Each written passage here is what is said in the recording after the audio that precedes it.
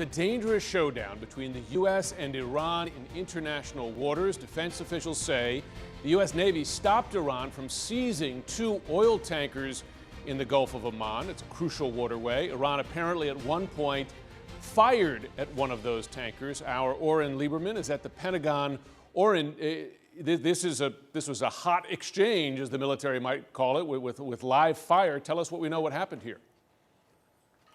It is, and that's what makes this more of a warning and more concerning to the Defense Department as it watches what happened here. And this plays out in 2 separate incidents within a very short time span in the Gulf of Oman. As you point out, a critical waterway in the Middle East, one the Strait of Hormuz lets out into as you're heading into the Arabian Sea, where a large portion of the world's oil goes through. So that gives you an idea of the significance of this waterway. At about 1 a.m. local time in the Gulf of Oman, the U.S. Navy says an Iranian Navy ship approached a commercial oil tanker and, according to the U.S. Navy, approached in a way that led the Navy to believe it was attempting to seize this oil tanker, an action that Iran has done in the past, and that perhaps why the U.S. Navy intervened here.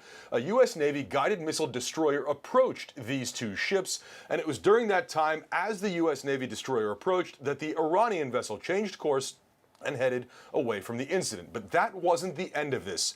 Only 3 hours later, according to the Navy, this plays out. The video you're seeing now, that is another Iranian Navy vessel approaching a separate oil tanker, once again in international waters off the Gulf of Oman.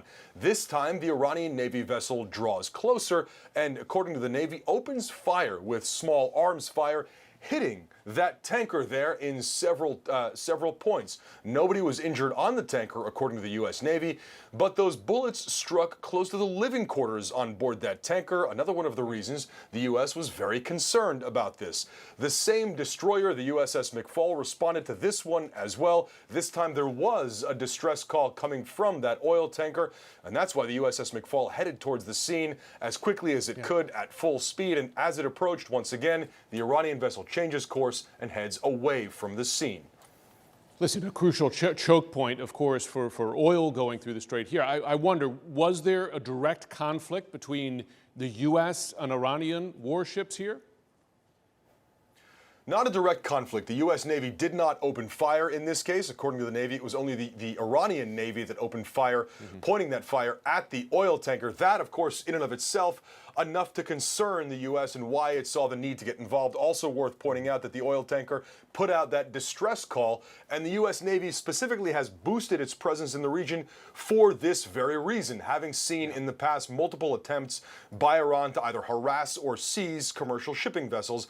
According to the U.S. Navy, since 2021, Iranian Navy vessels and the IRGC have tried this about 20 times to either seize, harass, or in other way interfere with commercial shipping vessels. And I just got the notification that we have stills of the bullet holes on board this oil tanker, the Richmond Voyager. And this will give you an idea of the damage to the vessel there, that very near the living quarters here. Again, another reason I should say, why the U.S. Navy is concerned about this. Worth going back to late April, early May, and within just days of each other, there were 2 separate seizures of commercial shipping, commercial vessels by Iranian ships, and that's when the U.S. military bolstered its presence in the region with ships and with aircraft, Jim. And we should, of course, note on a civilian vessel such as that, it's not going to be armored in any way, so it wouldn't be hardened against that kind of gunfire. But before we let you go, does the U.S. know whether this is an attempt to seize or harass or both? I mean, does the U.S. have an assessment as to what Iran is trying to accomplish here?